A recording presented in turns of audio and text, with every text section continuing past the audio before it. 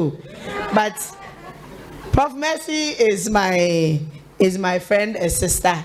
We date way back.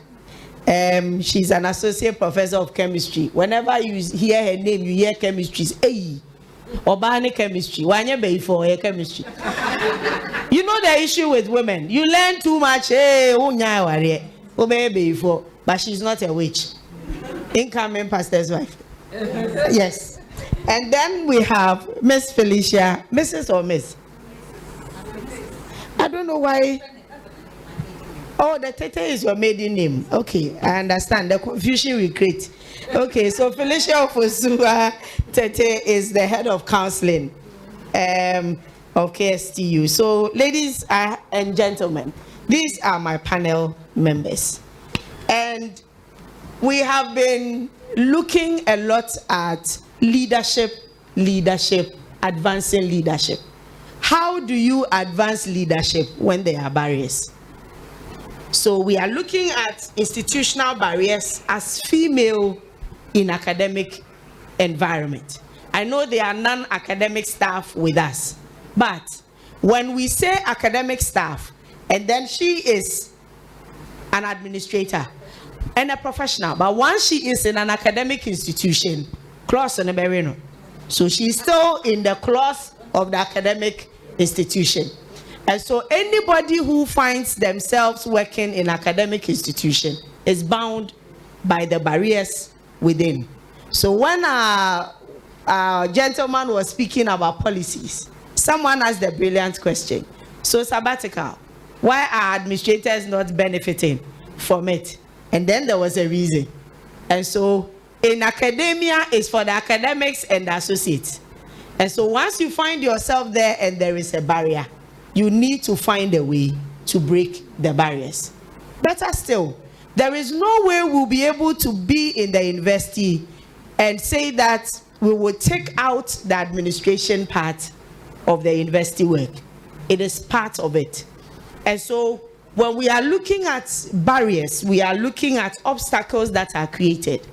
These obstacles that are created either with structure, with policies, with practice, and with norms within a certain institution we find ourselves that have a way of affecting our opportunities, affecting our rise, affecting our resources.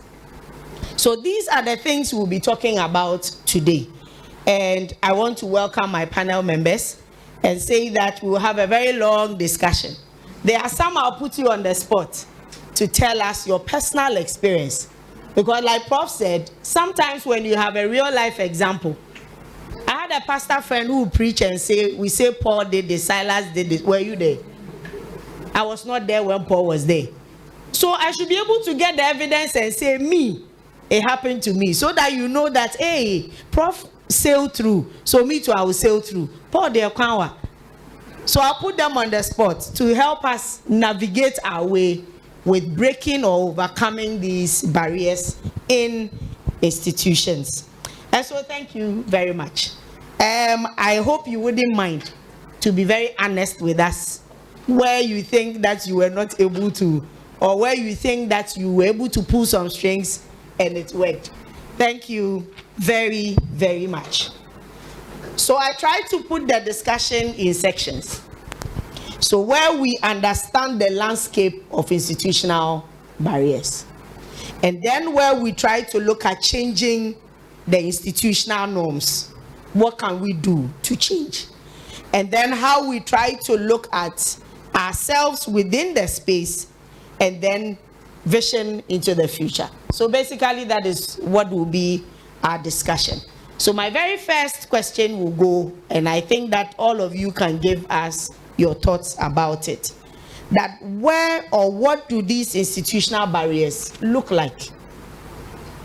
These things we are talking about, what does it look like for women that are pursuing leadership roles in academic environment?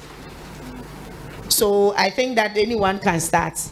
Okay, thank you very much, Prof.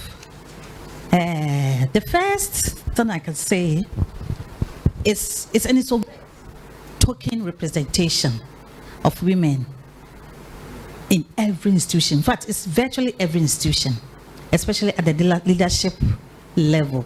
So we see women being less represented at any level. KsTU is an example. When you get to the staff, women, especially the academic staff, very little representation. Then we also talk about stereotype leadership. In fact, I have a problem with that. Whenever a lady in leadership speaks or expresses herself, whatever happens is she is aggressive. Let a man present the same behavior, attitude. He is assertive. Is it not? Is it fair? How fair is this? So naturally, that thing has been there, and that's how I see barriers, institutional barriers to be. An institutional barrier is also like where women have to hide behind men to push our way through. That has been my way out. Hide behind the men so that they'll push for you. Is it the best? So why should this? My colleagues also have something to add. Thank you. So I would ask, yes, for it to go. Prof will be the last to respond because I'll put her on the spot. So it is always seen in our documents, in our policies, that they are trying to push ladies or women. But I see a subtle intimidation. You realize that you go for an academic board meeting. You go for an academic board meeting, you realize about 80 or so members, you see 2 ladies in it.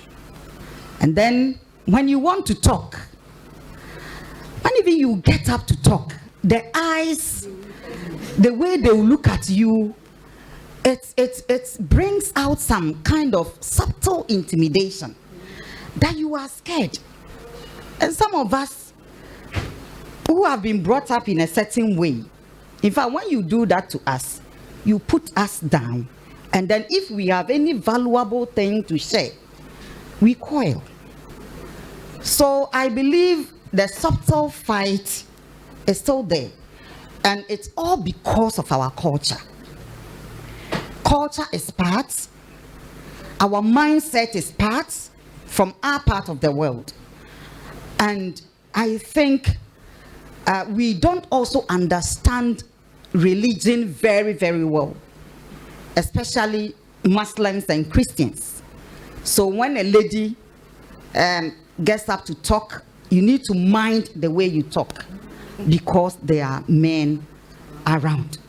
So I think the barriers, you don't see them physically, but they are subtle. We are fighting in a subtle way. That's what I can say for now. All right, thank you very much. So I think I will add the fact that planning of our activities, I think, is also a barrier, especially for a lot of women to even go for positions. So a typical example is how our meetings are scheduled. Usually, if you have a meeting that is running through 2, 3 to 4, you have to see your women running. Why? They have to run because they have to pick their children from school. Our gentlemen are there, their wives are somewhere picking their children for them. And so automatically, when you think about all those things, you realize that why do I even bother myself to go for this? Because when you begin to explain, it's a man the but genuinely, you have to pick the children. So if the system understands that, because I have to pick the children to make the home run for my husband to also do what he's doing, what we are saying is that we need diversity. So I'm not saying that my husband should stop what he's doing, but I also don't need to stop what I'm doing. And so, for example, if as an institution, we want to plan activities, we should plan having that in mind. That just like we know that Kote Sundays will not come to school, we know that Kote by 3, every official meetings should be over. At least that is fair, to give people the room to do what they need to do. Thank you. Thank you. So I think that are we trying to say that these barriers could be explicit, could be implicit?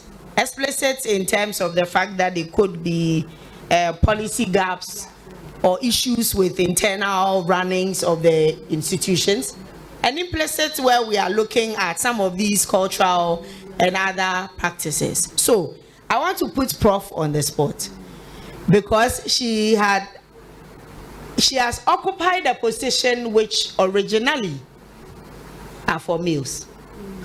And I've heard her tell her story of how she had to break a certain ceiling to get to that level. Prof, I want to get your mind on these issues about understanding the landscape where we work and the barriers that are in.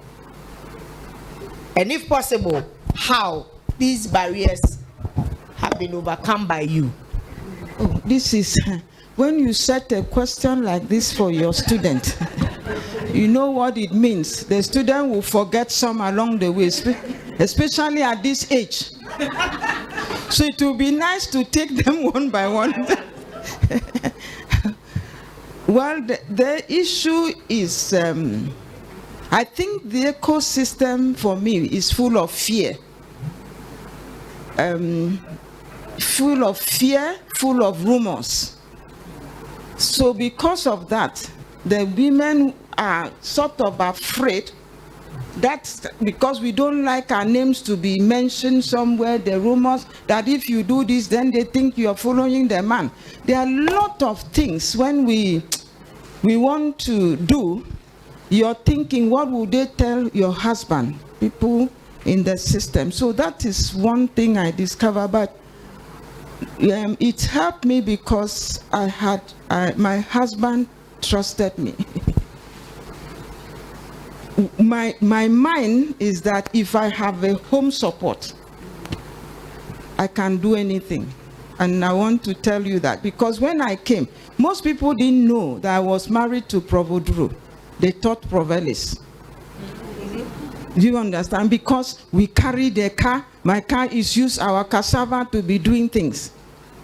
So a lot of people, because he's a quiet person, but I've never seen my husband say, hey, how are you following? Which is the culture of KNUST. People talk too much, pass rumors, and make sure that you can't progress in what you want to do. That's one thing. So that put us back, not to be seen, so that they will not say this and that and that. I think that is one of the barriers. But the good thing on my side, how that barrier was broken, is my upbringing. I am a girl among boys. So because of that, I'm more outward. And the other thing, the guys saw me in KNUST as very aggressive. Yes, they saw me. And the sad thing is also the women. When they tell them about you, they support. Sorry to say that. They can't defend you. Because also they don't want when you are correcting them. So the system is not just about men, it's also about women. Are you getting? Not able to support a woman who is trying to push to break the barrier so they can follow. You see, it is one person who should do that, others will follow. If you don't see it that way, then we are competing on a wrong ground. How I got into provost is that I have been a head, I've been a dean, and so one day my husband called me, says, you know, this place, the way they look at you, they won't vote for you. Yes, he told me clearly. She contested for, He says they won't vote for you. The only thing you can do is to go for the one that you are competing on your own what? When you present your document, they have no choice. but to do what? To be. That is how, because he could see what was coming. So he was the first. And to tell you the truth, no woman asked me to contest. It was all men. All men. So personally, men are my allies. Are my what? Allies. I don't joke with them.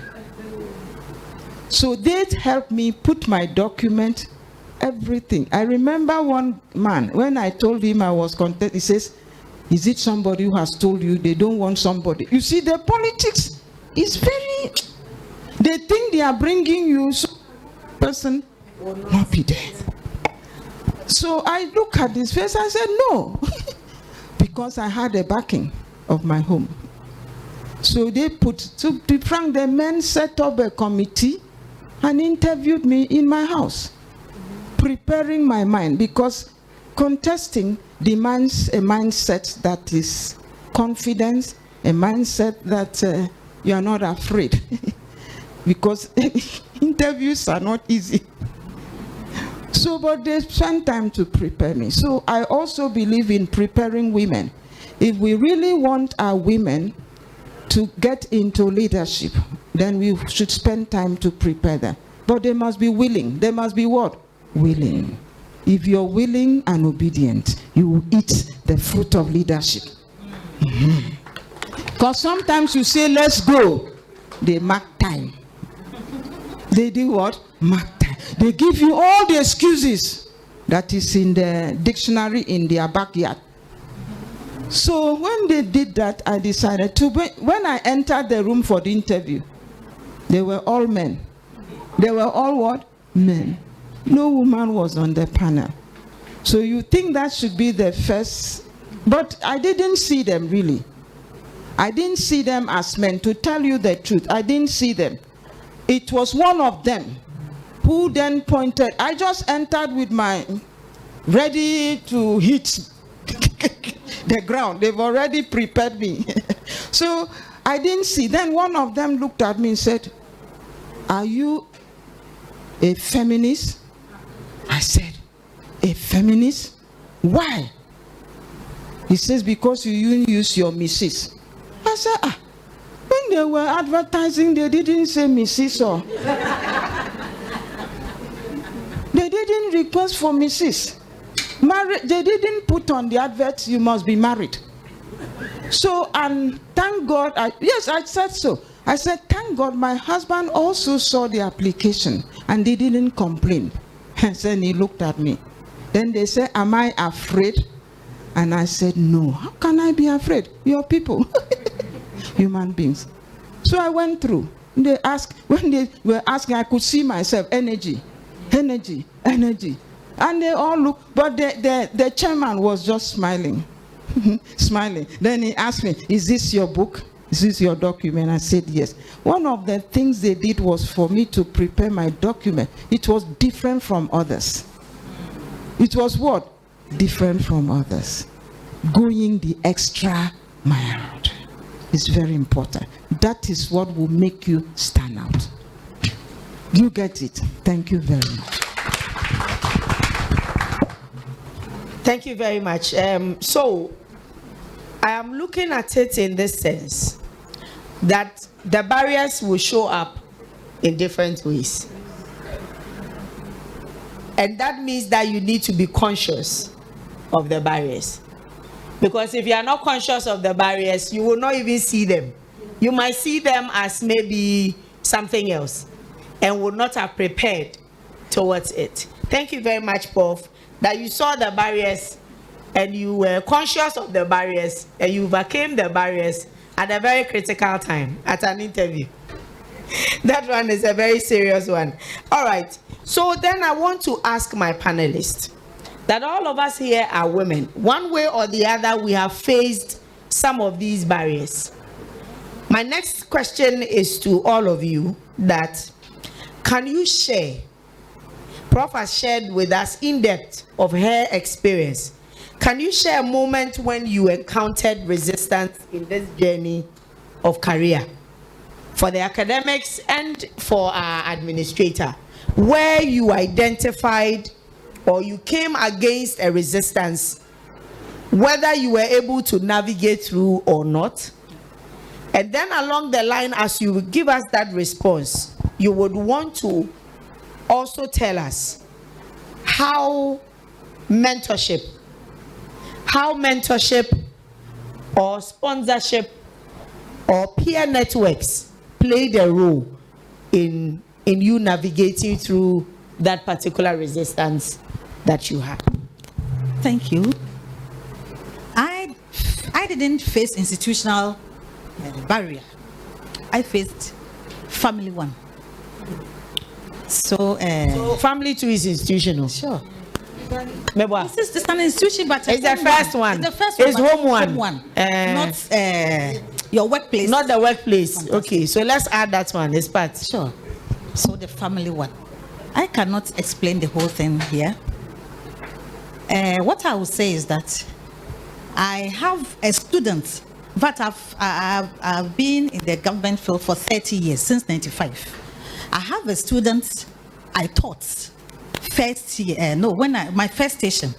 He is a doctor. I met him here. He's here. I met him. He said, Auntie Felicia,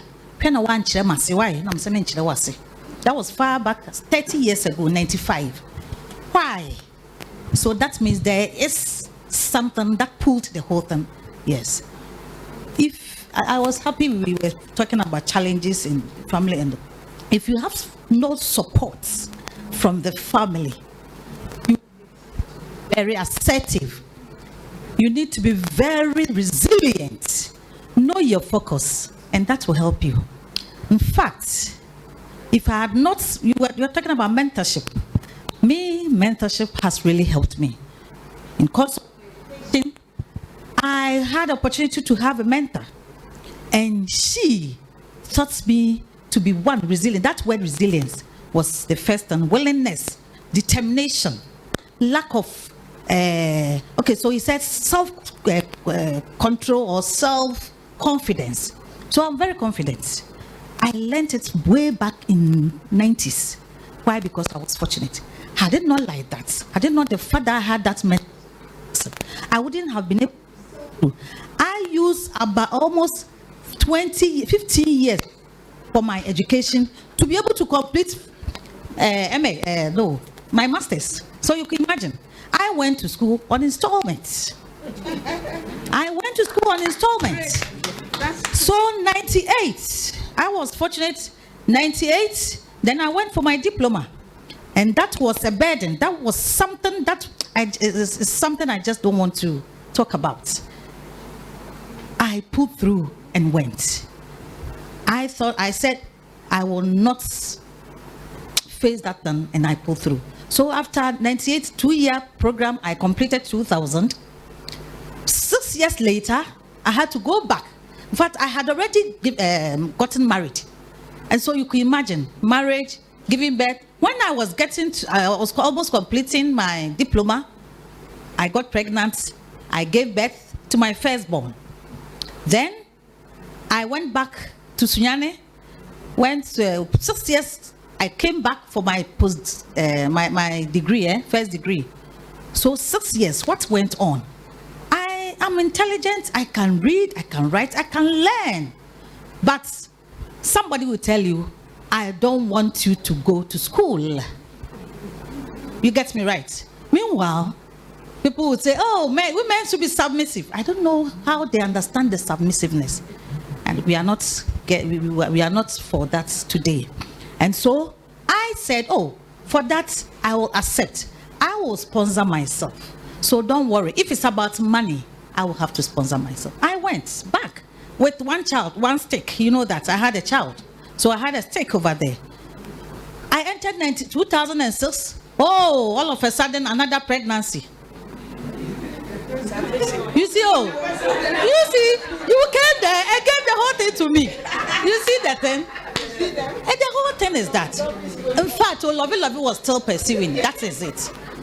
Then, when I went, I was placed in level 300. So 2 years I had to complete. And I completed with 2 certificates, chief and my certificate. If I say chief, he's such a gentleman. You see? Then masters. Mother, don't say anything about your education again. You see, I understood him because of the orientation he had. That you were talking about the nurturing, the orientation. You see, if you are from a royal home, women are not so exposed. You are there to be a server. The men will go. So that is where the whole thing was coming. So I understood the whole thing. So 2012, look at 2026 to 2012. Then I went for my master's. Then another pregnancy, ciao. But I passed though. I was very I don't know if it was the pregnancy that was giving me this. So you see, what happened was that. You see, what happened was that when I bought the form for masters, I came there. In fact, Daddy came and said, "No, Daddy, I've bought for don't tell me anything about education again.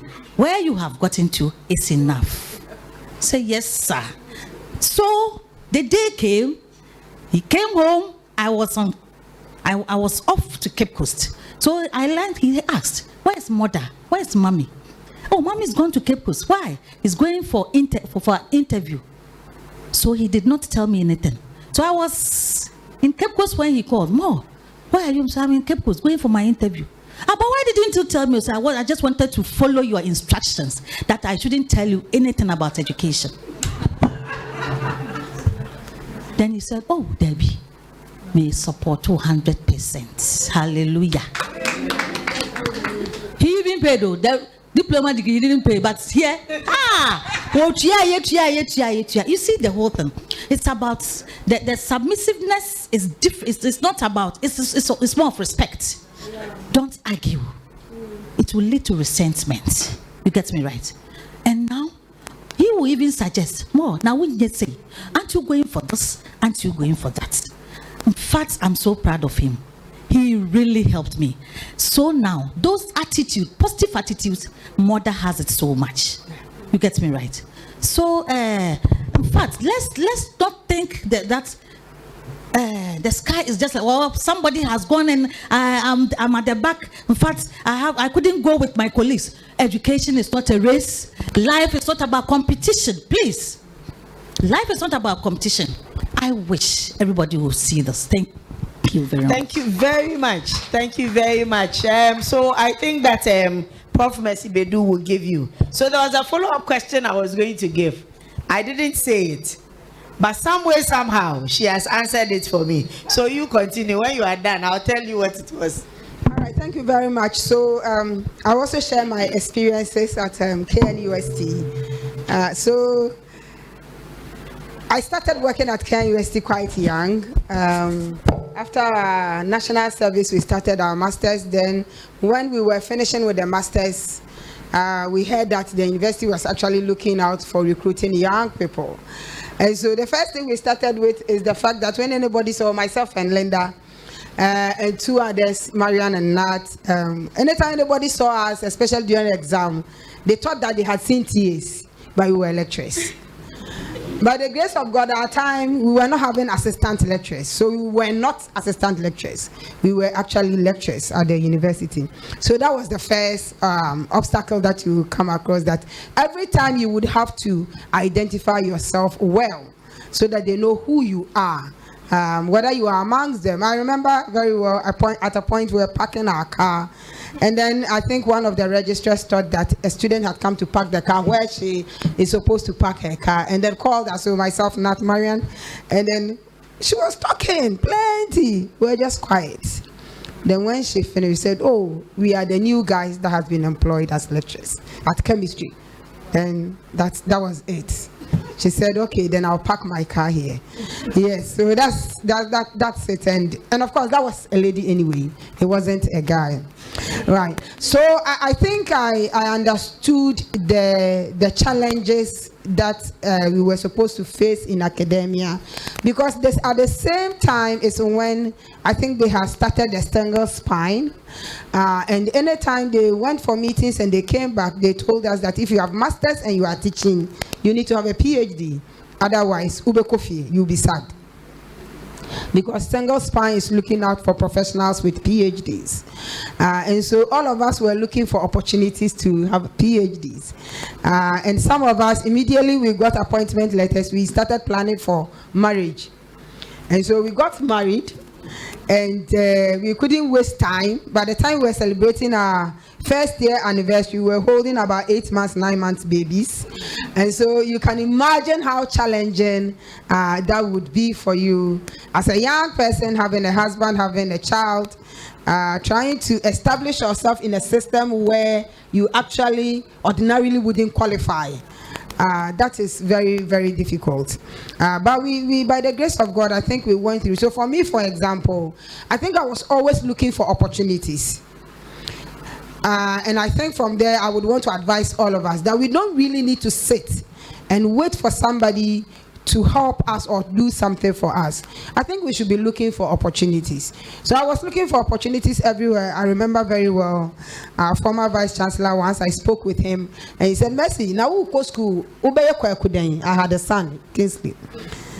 So he said, hey, madam, sandwich you are here. In fact, anytime I talk about this, I see the man and I see the kind of leader he is. Say, pedioben wa here, when your sandwich be a Mercy. Now why? It was a great advice, and I followed it. And so he now called me and said, I think I've seen the Commonwealth Scholarship. Mercy, it's a split site. You can do some at KNUST. You go to Manchester briefly, you come back. And I took it. And I think that was the beginning of great things. And then, as I was doing that, I was looking for opportunities again. Anything I saw online that you could apply, I will apply. And especially if I see that's about women. Because if you are facing challenges because you're a woman, somebody is also there looking for opportunities for you because you are a woman. And so when I see those opportunities, I just want to apply. It doesn't matter whether I'll get it or I will not get it.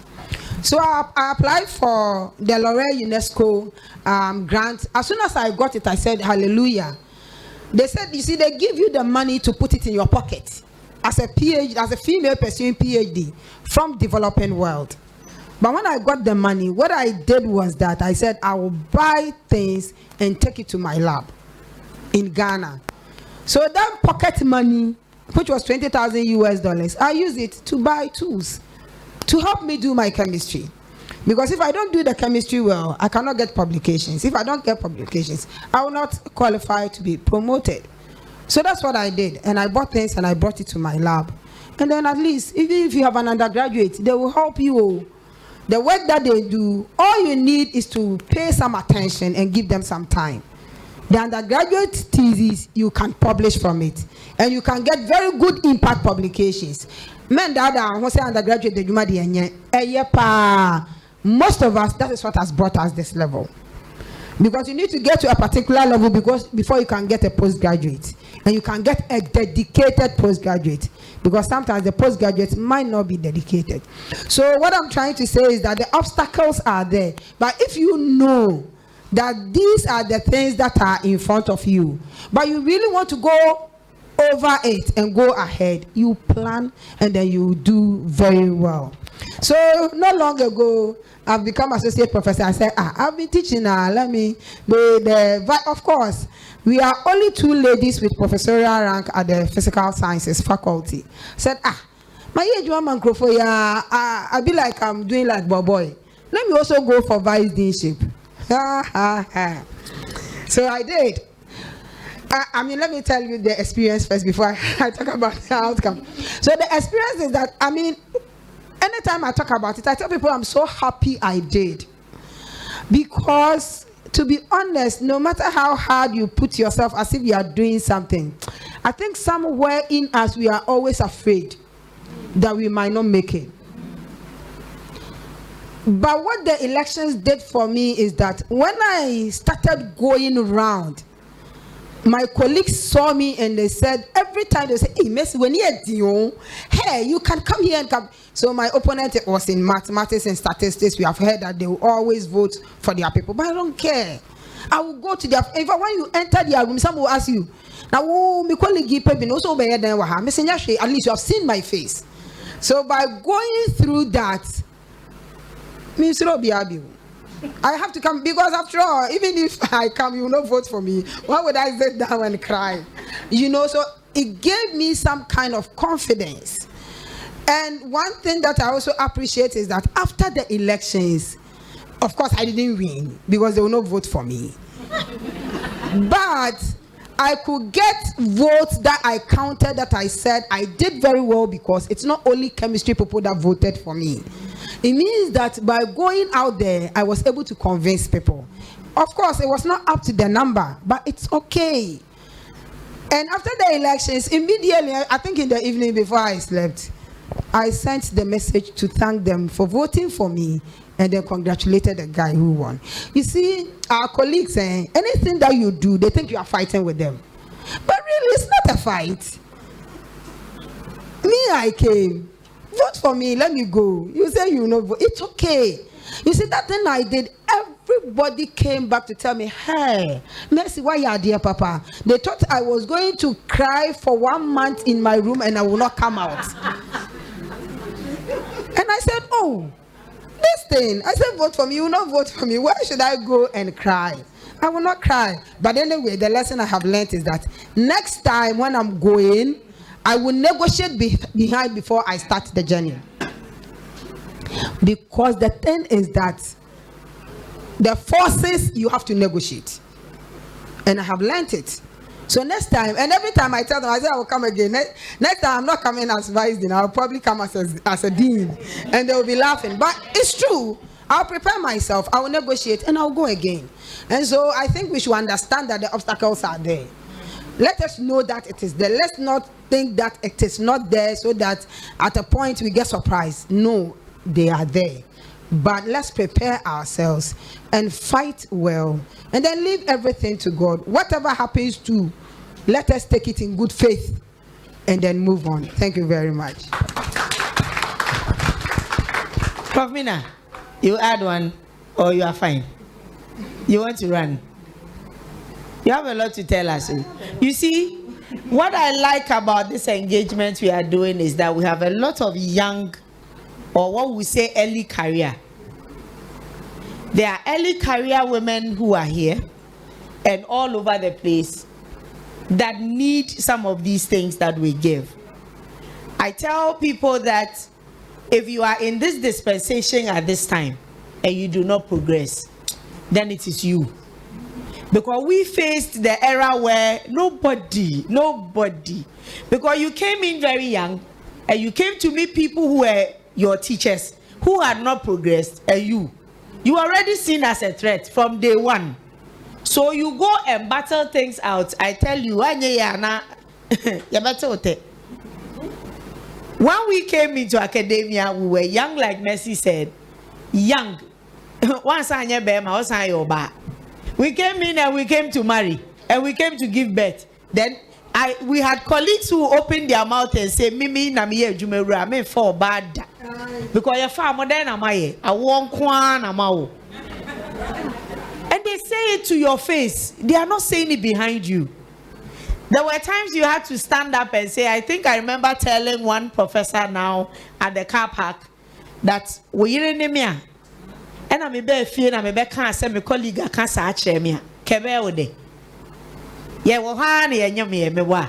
And yum one, I'm when you me. Then it's like, oh dear, what do you know? So sometimes you have to break the barrier of learning to speak up. Challenge is you. I've seen our professors who say, Linda, I'm a man and I say, like sometimes you speak, sometimes I forget. I need to be conscious that I'm a woman. Because you cannot be a woman and work with the men. You have to think like them. And sometimes behave like them. I won't quiet farm. We know my body. Remesi, Shalinda, Shaway, near Bubodi, Namijana, Nami home. Miss A. I say, I will be brave. Send me away. 4. There be some there 4. It's here. I want a lady who be an hour. I'm like, how many times have I gotten pregnant? Ma 4. In fact, that time cannot 3 pen and I. And your farm I won't kwan and I won't kwan, and it's sometimes it's painful, but you have to speak up. And so there are early career women here, and I think that you shouldn't take lightly the opportunity that you have gotten for women who have gone through it to open up. You see, as for women, it's difficult to open up. I don't know who will bear me witness. Open up your life to another woman because of fear of being judged. You know, your person there ne pa. Who started yani a judge o dada. We dey. Dey ya. We anya papa we kra na bua nanka. Eye ma o, enye mema. So it's always difficult. And so when you find the opportunity of getting the women who have gotten through leadership speaking to us about some of their experiences, Charlie, let's value it. Because you might not get that opportunity another time. So reason why I said I didn't ask them the question, but they've answered. I have here the mentorship I mentioned earlier. But I've written here, how can we better support early career women to break some of these barriers? Because you don't need to reinvent the wheel, do we? Some people have done it already. Just give us, Madam said, tell me, I will forget. Show me, I will not forget. I remember. But then the last one, they say, involve me, do it with me, and I will never forget it. So this one, we are doing it with you, telling you some of them. And I hope that you are picking up the bits and the pieces from the talk that is going on. Mina, you add anything? You want me to add something? Small. Okay, something small.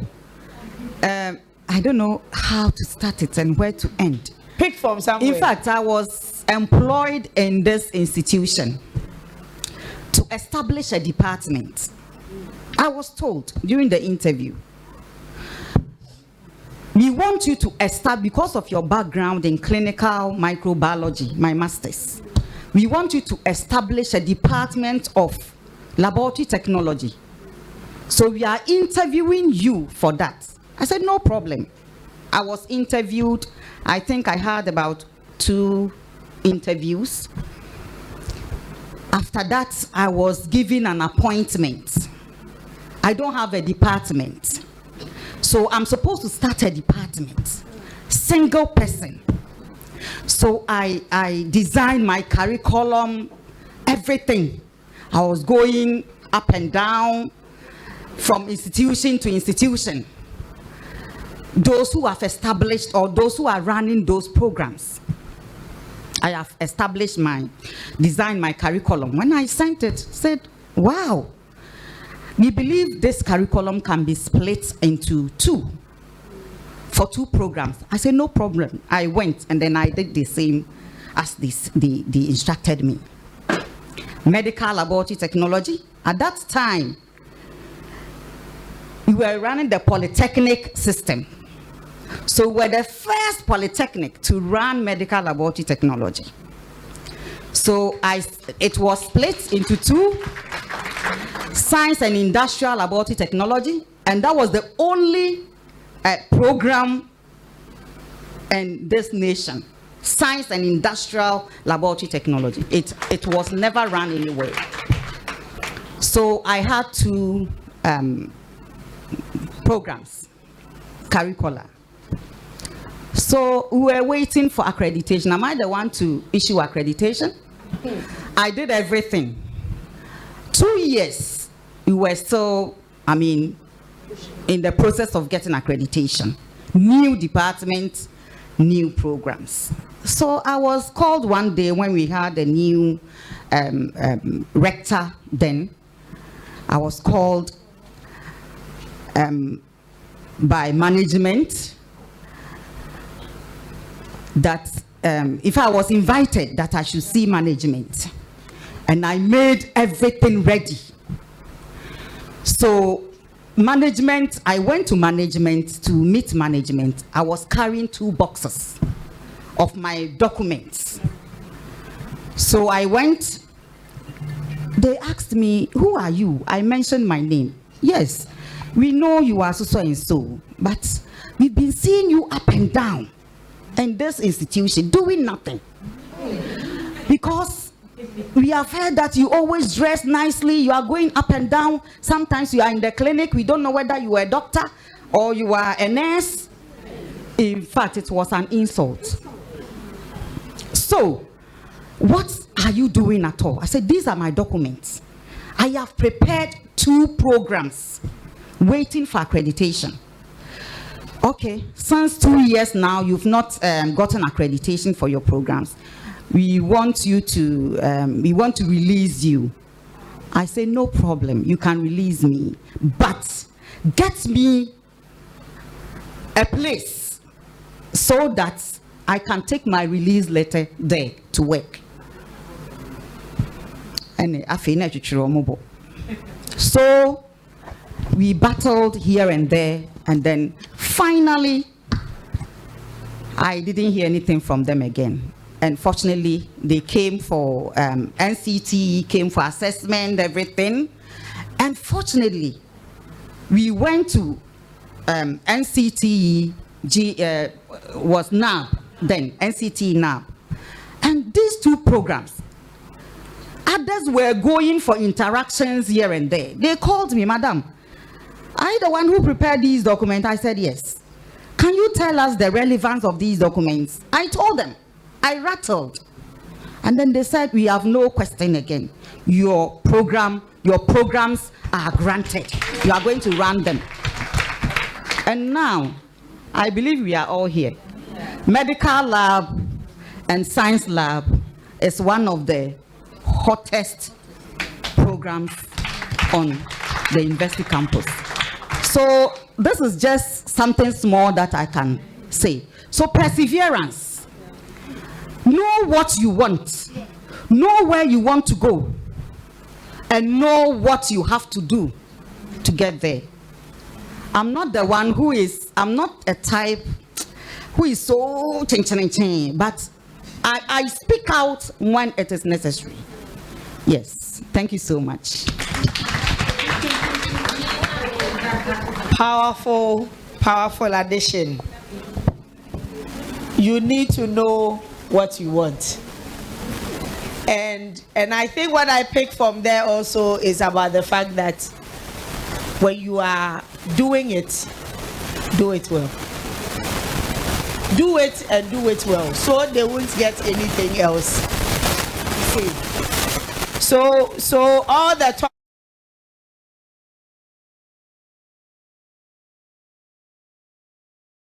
going to and fro. That's why it's like you are the devil. You are going to and fro, doing nothing. Can you imagine doing nothing? Sometimes you would hear some of these things, but let your work speak for you.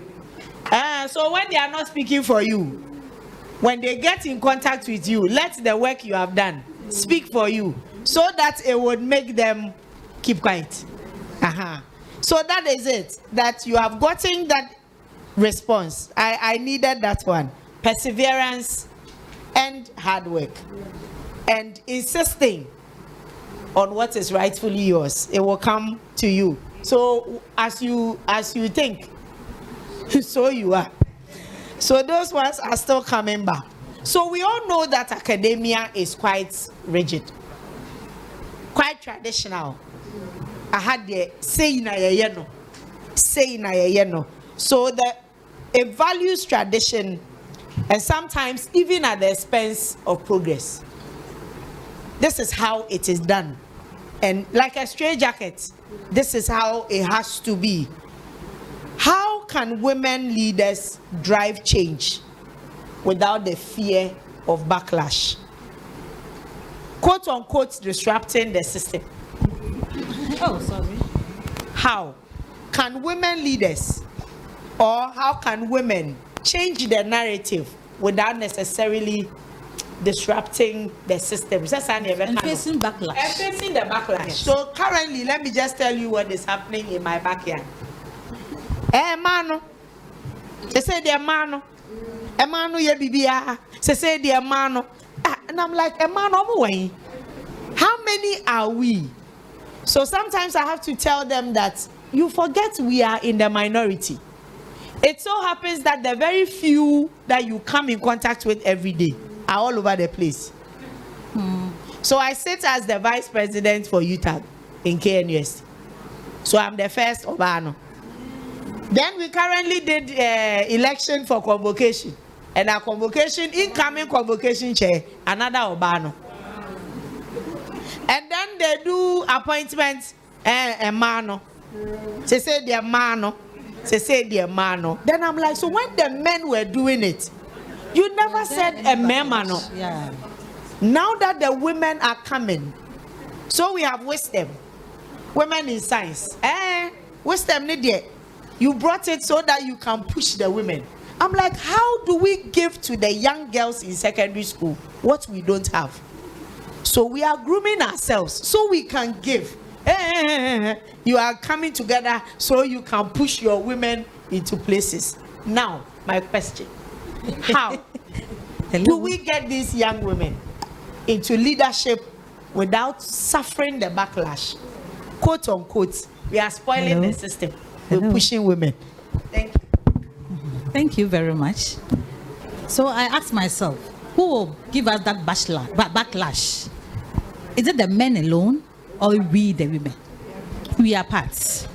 And so, in fact, what I believe will work so well for us is to bring them on board. In fact, that was what I was also expecting, that our male counterparts were to be here. You see, it's a matter of letting them know that we are their partners, not their followers. We, as females, we are not followers. We were created from here, from the ribs. The backbone was there. God did not take the backbone. He took it from here. And so it's a matter of being so, not so harsh on them. Kasa.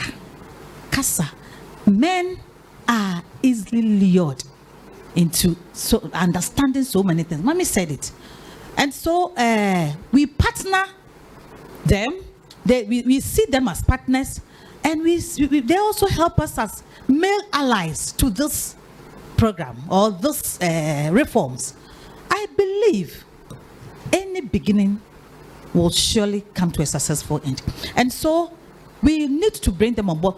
When we are organizing seminars, organizing so many things, in fact, let's bring them on board. They will help, or they will push so many things for us. They will not say, Obano, because they are giving birth to ladies, daughters. They want them to be like you. All those backlashes that we are receiving, they want their daughters to be like you people. But why are they doing this? And what about we, the ladies? We still have that African mentality that we are still at the Adamic stage. The Adamic stage, where men were the only providers and what. We are past those places. We are past even the Mosaic stage, and we are now at the Proverbs 31 stage, the Proverbs 31 women era, where women are providers and not even family providers, community providers. You see, so if you are providing for the community, what do we use? It's money. It's work, it's everything. And so let's talk to them, let's bring them on board, and I believe it will work well for us. Thank you. Thank you very much. I think because she said we have our colleagues, our male counterparts, that they are giving birth to girls, right, daughters. That's so. There's this Emano story. In fact, currently it has been the ish on campus, on KsTU campus. There was a guy who is talking about this Emano. Then he was talking, and I said, I mentioned. He said, Professor, you have forgotten that your daughter, have admitted her to girls' camp twice on a roll. Then he was quiet. Then the other colleague was that. And that's what I'm doing. I'm saying, you don't remember girls' camp. Then the guy just kept quiet. But I think that because this is a narrative that we are not generating now. This is the story of when Adam and Eve started. When God gave the command. Because when God gave the command, actually, the man was supposed to till the land. The woman was supposed to conceive and have a baby. And so, if really we look at the story very well, then it means that what we are doing here, we are worrying ourselves. We should be home sleeping, and then our husbands will bring the food and we will eat. But we have gone ahead beyond this story. And so now we have to work hard and prove ourselves. And that is why Obano is still there. I think that we should, as a matter of urgency and importance, you see, when the words means the same thing and you are saying it, it means it's really, really important. We should work hard. The last time when I saw our convocation chair, I hugged her and I was speaking with her. Nobody heard. But what I told her was that, please, you have it. Let us work. Let us not come back and then somebody will come and tell us, and then she said, yes, I'll come to all of you. I said, we are there to support you. I think we should work hard. Because we are working to change the narrative, we don't have a choice but to work hard. I think my sister, sometimes we like giving excuses. If I be my friends on KNUST campus, Linda will not give you an excuse. Augustina will not give you an excuse. Oh, they will not give you an excuse. So we are just pushing and pushing and pushing and pushing. But we have excuses, so... You don't know how we wake up early in the morning, make sure our children will go to school. You don't know, you have no idea. But the excuses will not help us. The excuses wouldn't change the narrative. So let ourselves that we will not give excuses. Let us work hard. Let us give results. Not that encompassing me. If you listen to Prof, when she was asked, in fact, when people didn't want her to be here again, when she was called to the authorities where it mattered most, she gave the results. Who can sack her? Nobody. Because she has given the results. Let us be results oriented. Let's give the results so that everybody knows that you are giving results. We are very passionate. Women are passionate. And so that's why we talk too much. Let's drive our passion. Let's drive our passion to do something else. Somebody is not here. Or two people are not here. I'm sure if you meet them outside and you ask, oh, Oma come who be you?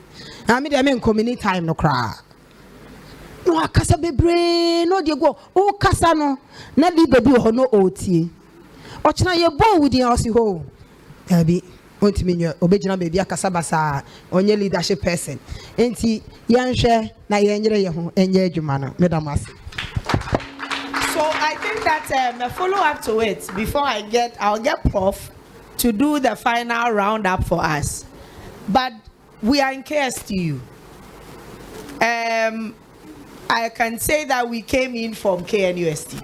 KsTU, KNUST is like KNUST is mother, you are son, daughter. Household name and so you are like China and you are trying to KNUST, KsTU. So we will say that, okay, definitely there should be someone like Prof said that will make the way, another will follow. With all of this, we are talking about early career women. We are talking about women in leadership. I just want to ask, we did a lot of policies before. Is there any policy that is championing this? Championing women in leadership, or we will not say only women, gender. So KNUST has done gender inclusion, and the first thing I told the head of gender inclusion is that, please, this is not wisdom. Let's include the men before you face your first backlash. There we go again. It is women, women, women.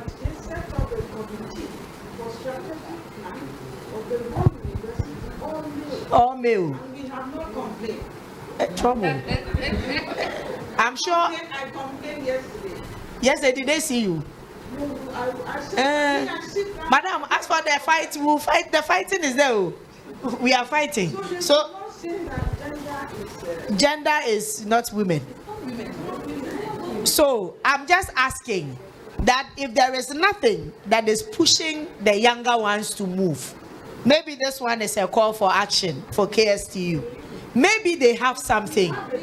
They have it. Okay. Yes, I think there is a Okay. There is a policy like that.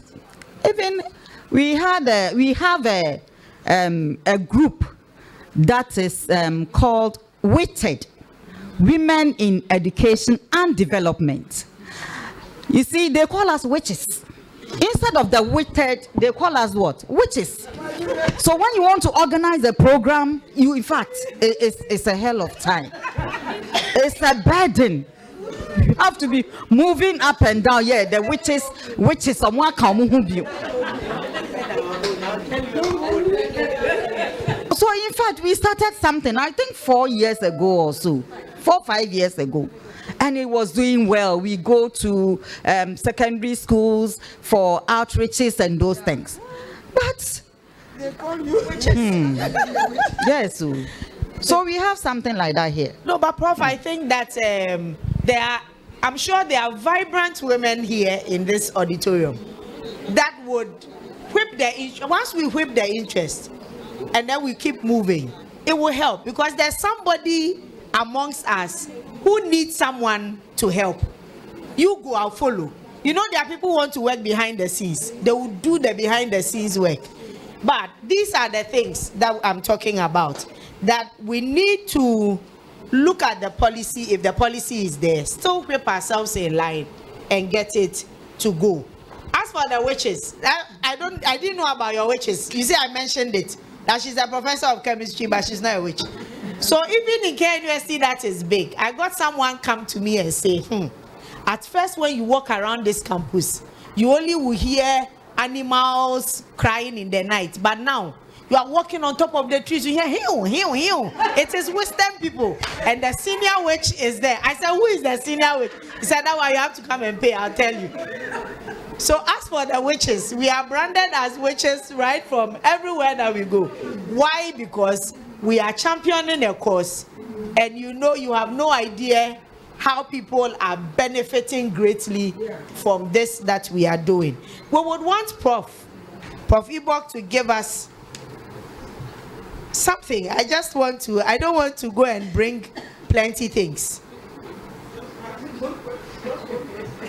Oh, I'm not asking a question.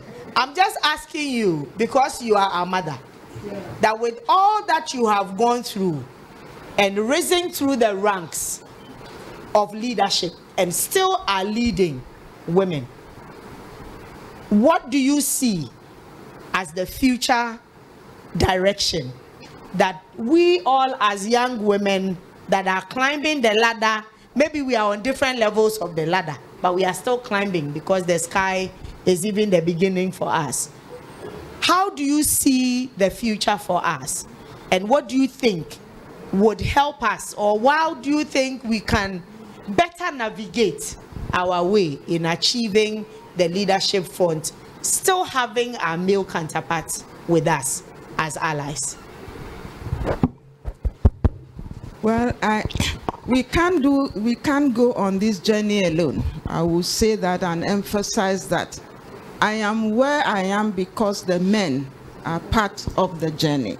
So please, going forward, what we did was that we saw a gap, and the gap was that women were not there. But I think now, at least we have some stories to tell. So since we have these stories to tell, then we need their hands to be with us, and that demands focus. I don't want us to keep, when I go for conferences and they keep talking about how they used to think about us women, scenarios, those things, I don't want to hear them again. It's past. It's what? Past. We cannot sit down and cry over spilled milk. That is what I want to say. When we go to give a presentation, let's talk about forwardness. Things that are happening. For me, God has been good. God has been what? Good. Let's tell the stories of those who have excelled. Are you getting? Let's document them. And stop the scenarios, the culture, the culture is even recognizing us now. You know, I was surprised that our council chair was leading gender. He came to KNUST to talk about gender. And when he said it, I said, to you, O Lord, on my knees I bow. Because I have not seen a council chair mention gender as one of his what. So I know that we have gone very far. So now it's a mindset what? Change. We must shift. The future is now. The future is what? Now, not tomorrow. The future is now. So whatever we do now is what will create that new future that we are all looking for. But it is now. Is that okay? when we have a platform, let's all contribute. It saddens me that some people are on platform, they will never, please repent. Please do what? Repent. People need people. People do what? Need people. You must be the presence that somebody can lean on. Please, the ministry of what? Presence. Don't sit and we can't feel you. Please, we will be taking attendance on the platform because it's bad. You can have 230 people on a platform, only 30 will show up. Please, everybody carries a burden, but let us pull down the burden and see that we carry one mind. One what? Mind. And let's shift from the old to the new. That's what we'll say. Resilience, perseverance is necessary as we determine to move forward. Thank you very much. Thank you very much. Resilience, perseverance will take us there. I have this quote that I always tell young people that as you are here walking around your campus, don't think people are not watching you. Your life is the Bible somebody is reading every day. And you'll be surprised where your name is mentioned, the comments that will be made. May that comment be good comments. Comments that will bring progress. Comments that will give you opportunities.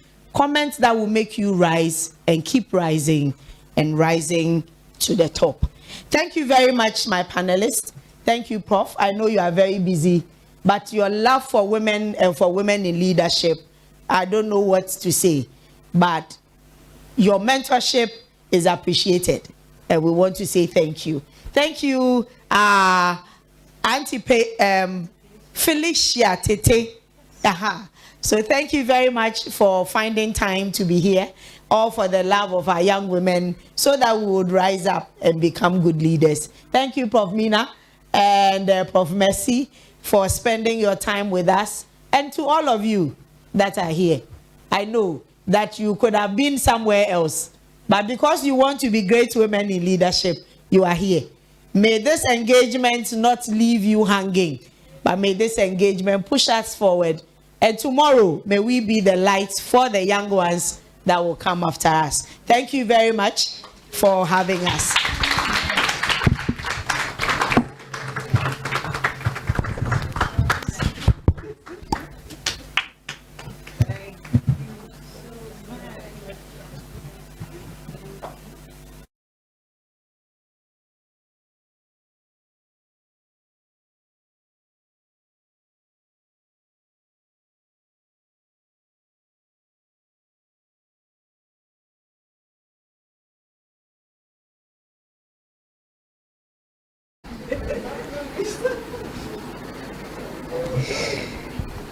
Indeed, we have heard more than enough to empower us and encourage us to fall forward and to become the best humans or women we can ever be.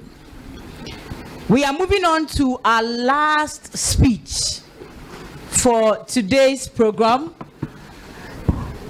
And the last presentation is going to be on personal and international action planning.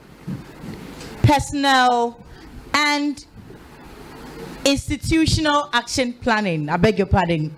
Personal and institutional action planning. And to give